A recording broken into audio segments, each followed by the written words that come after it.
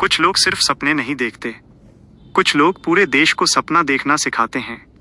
आज की कहानी एक ऐसे आदमी की है जिसने गरीबी से राष्ट्रपति भवन तक का सफर तय किया। उनका नाम था डॉक्टर एपीजे अब्दुल कलाम। अक्सर हम सोचते हैं मेरे पास रिसोर्सेज नहीं हैं, मेरे पास सपोर्ट नहीं है, मेरे हालात मेरे सपनों से ज्यादा बड़े हैं।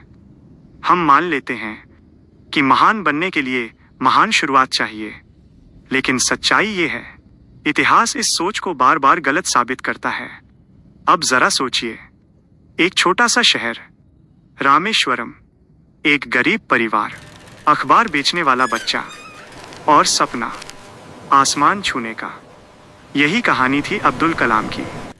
विज्ञान कहता है मानव दिमाग उस दिशा में बढ़ता है जिस दिशा में वो रोज सोचता है।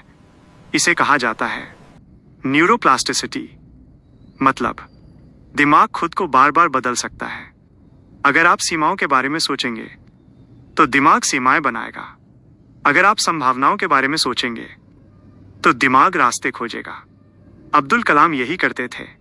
वह समस्या को कभी अंतिम सत्य नहीं मानते थे। वह कहते थे समस्या सिर्फ एक संकेत है कि हमें और सीखना है।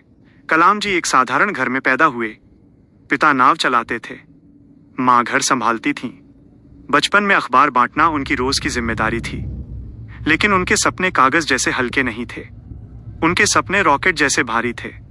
उन्होंने एरोनॉटिकल इंजीनियरिंग पढ़ी और असफल भी हुए। पहली बड़ी असफलता इंडियन एयरफोर्स का रिजेक्शन। वो टूट सकते थे, लेकिन उन्होंने सीखा। उन्होंने कहा life gives exams first, lessons later. इसके बाद वह इसरो पहुंचे। SLV-3 मिशन, पहला बड़ा मौका, पहली लॉन्च और फेलियर।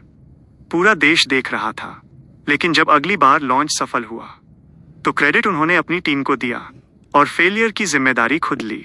यही था उनका नेतृत्व। बाद में AG-9, पृथ्वी, मिसाइल प्रोग्राम और फिर भारत के राष्ट्रपति। एक वैज्ञानिक जो सत्ता में नहीं, सेवा में था। कलाम इमोशन से नहीं, प्रोसेस से सोचते थे। वो कहते थे great dreams of great dreamers are always transcended. वो जानते थे मोटिवेशन टेम्पररी होती है, लेकिन डिसिप्लिन दिमाग की आदत बन जाता है। यही न्यूरोसाइंस कहती है, बार बार किया गया काम दिमाग में परमानेंट सर्किट बना देता है। कलाम हर दिन पढ़ते थे, लिखते थे, सीखते थे। वो मानते थे लर्निंग कभी खत्म नहीं होती। अब एक पल रुकिए और खुद से पूछिए, क्या आप अपने सपनों को डेली इनपुट दे रहे हैं या सिर्फ उन्हें सोचकर छोड़ देते हैं? क्योंकि सपने सिर्फ देखने से पूरे नहीं होते, सपने सिस्टम मांगते हैं। कलाम का जीवन इसी सिस्टम का उदाहरण है। अब्दुल कलाम कोई जादूगर नहीं थे, वह कंसिस्टेंट लर्नर थे। उन्होंने सिखाया अगर आप देश बदलना चाहते हैं तो पहले खुद को बदलना होगा। अगर आप भविष्य चाहते हैं तो वर्तमान में अनुशासन चाहिए। उनकी सबसे बड़ी सीख, छोटा मत सोचो, क्योंकि सोच ही आपकी ऊंचाई तय करती है। ये कहानी सिर्फ इतिहास नहीं, ये एक रिमाइंडर है कि अगला बड़ा नाम अब भी जन्म ले सकता है, शायद आपके अंदर।